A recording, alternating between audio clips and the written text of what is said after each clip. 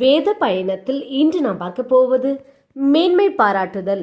எரேமியா 9:24.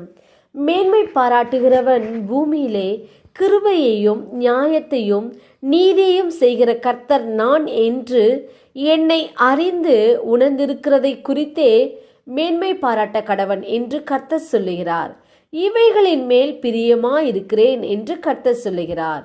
எனக்கன்பான தேவச்சனமே, நம்முடைய கர்த்தர் எவைகளின் மேல் பிரியமாயிருக்கிறார் என்று ஒவ்வொரு தேவ பிள்ளைகளும் அறிந்து கொள்ள வேண்டும்.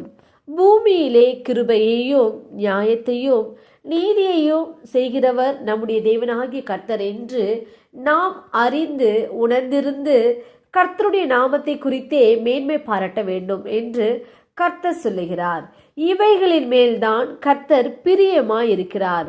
ஆம், நீங்களும் கர்த்தருடைய நாமத்தை குறித்தே மேன்மை பாராட்டுங்கள். கர்த்தர் உங்களை ஆசீர்வதிப்பார். நாம் ஜெபிப்போம். அன்பின் பிதாவை, கேட்ட வார்த்தையின்படியே நீர் எங்களுக்கு செய்ய போற கிருபைக்காய் ஸ்தோத்திரம். இயேசுவின் நாமத்தில் ஆமேன்.